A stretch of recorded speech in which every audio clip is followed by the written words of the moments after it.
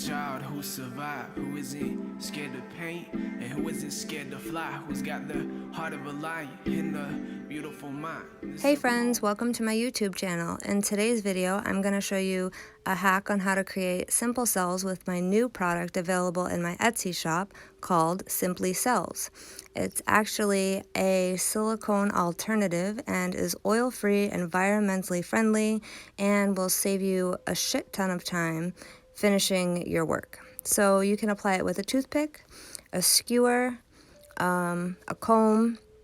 The important thing is you want to apply this product after you have already poured and to make sure that there is no oil already in your paint. So to put it on the end of the comb, you can either dip it onto something flat. I happen to have it in a bowl, but I only put a tiny amount on the end of the comb, and once it's on there, I would have dipped it into my painting. So this is, again, an oil-free alternative to cells. And I don't use very much. A little goes a long way. It's available in my Etsy shop. And let's get into how I use this.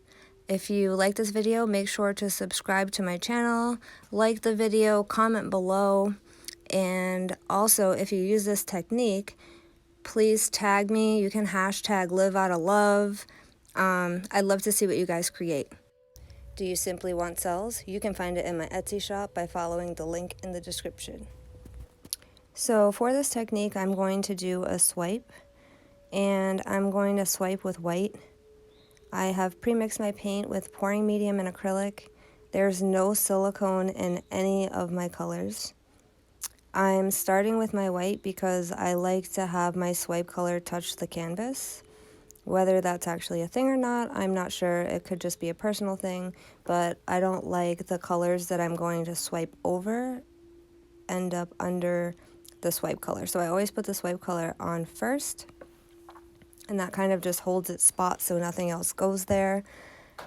And the good rule of thumb, especially if you're new to swiping or you're new to using acrylics or fluid pouring in general, is that keep in mind that white is the heaviest color, so it's almost like the cheat color.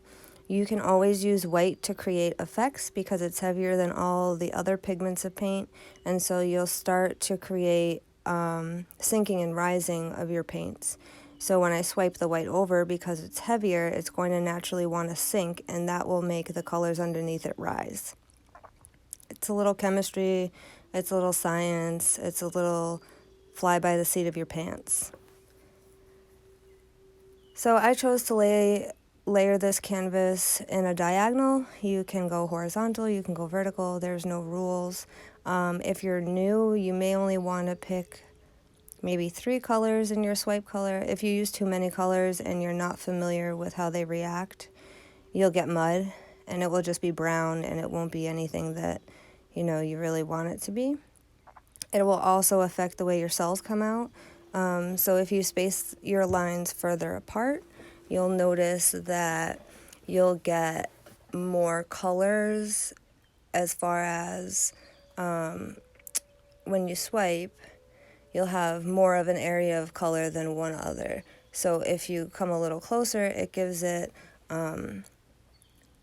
a little more chance to swipe along the canvas, and that will actually create more variation in the color and the cells of your swipe.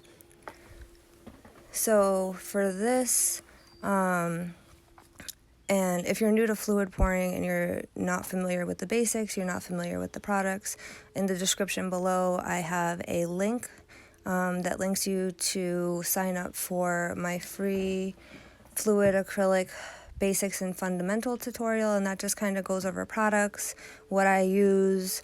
I don't measure my paints. I also don't have colors of these paints because I custom mix all my colors except for black and white.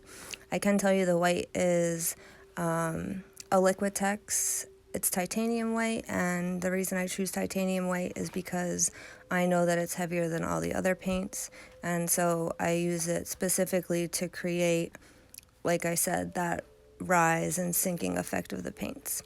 So for the purpose of this video, you've all seen me for a little while pour at regular speed, but I'm going to speed this process up and get to how to use the product.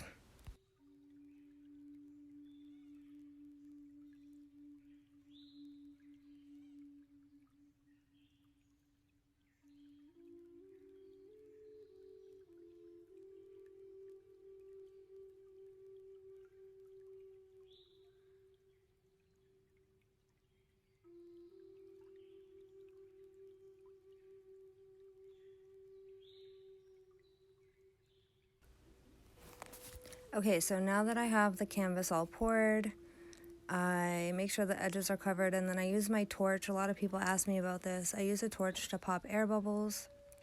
Some people claim that it creates cells. I've never really had luck with that. I just make sure that my air bubbles are popped, so that way you don't have a funkiness in your paint when it dries. And you'll also notice I will add a little more of the swipe color before I actually swipe. That's because I want to make sure I get enough of it to pull down so that it reaches the bottom of the canvas. And for this particular one, I'm actually just swiping with a piece of plastic.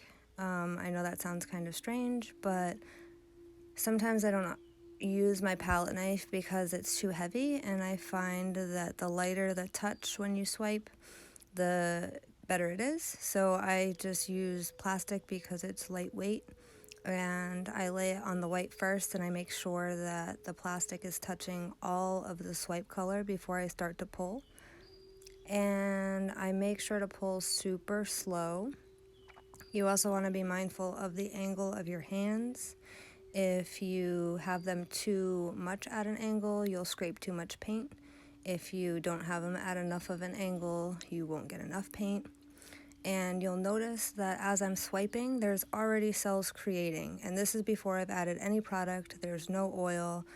It's just pouring medium and acrylic at the moment. And the reason why it's reacting this way is because the white, like I said earlier, is heavier than all the other colors. And so you'll notice that you'll start to get a separation in the two, and it will create cells. I'm just going to touch up this side because when I swiped, I took a little bit too much off, and I don't want the canvas to show.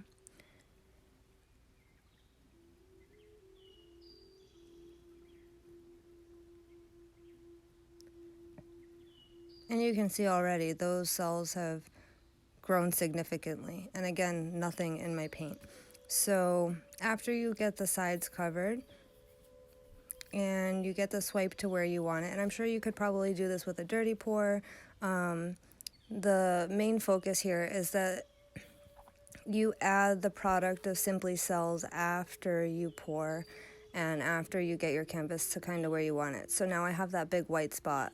A lot of people will tilt their canvas to get rid of it. I like the cells that are there, and so now I'll go back and apply my product to the spots that I want to create more cells. And you don't need a lot. A little goes a long way. I just dab the end of a toothpick into it, and you're going to have to experiment with the spacing of them, but I just push up and down. Like there's no angle, I just dab it into the paint. And as you can see, I'm not re-dipping my toothpick. So like I said, a little goes a long way. It'll carry you pretty far. If you notice that your cells aren't getting as big as you'd like, you can add a little more to the end of your toothpick, but I noticed that I don't need to apply it every time I dot the toothpick onto the canvas. And you also kind of want to be patient with this process because these cells will grow and grow and grow, and I've noticed that I've been impatient most of the time. And so by the time that the piece actually dries, it has pushed a lot of the cells off the other end. So I'd be curious to do an experiment of only a few dots of Simply Cells to see how big they grew and kind of gauge how far I can separate them before they start squishing together. So you can see the first ones that I dipped are a lot bigger, and they'll start to push together.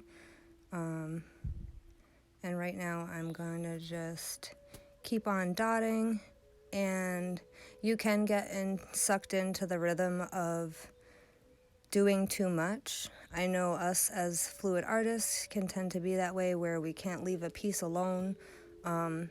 It's really important, especially with this product, because your cells are going to keep growing. So it is going to change, not significantly, depending on what your paint consistency is.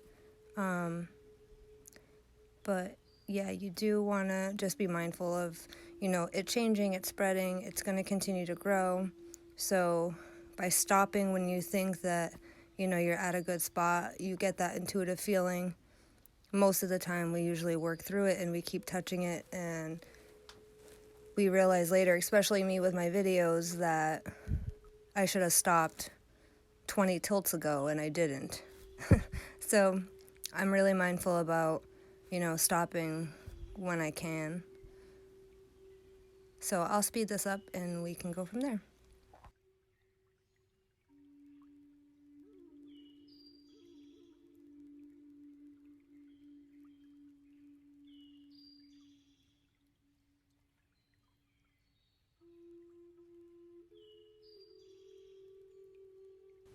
Okay, so after I touch up the sides, I think I'm done messing with this piece, so let's fast forward a week and a half.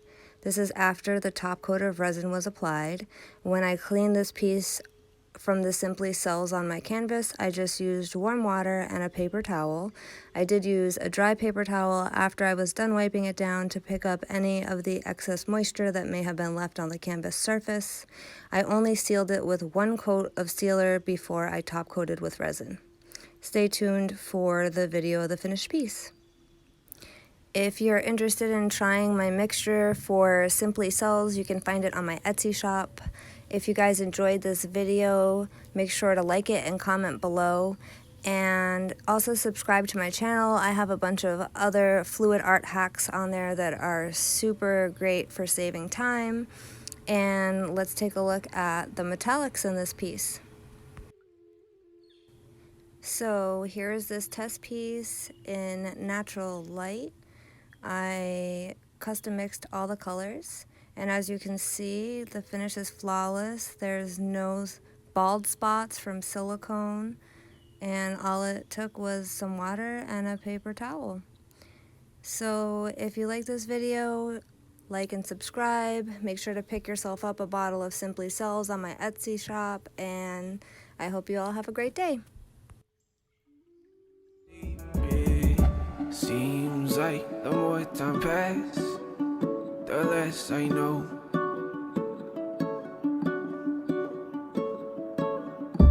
People will change, there will be pain. These winds will blow.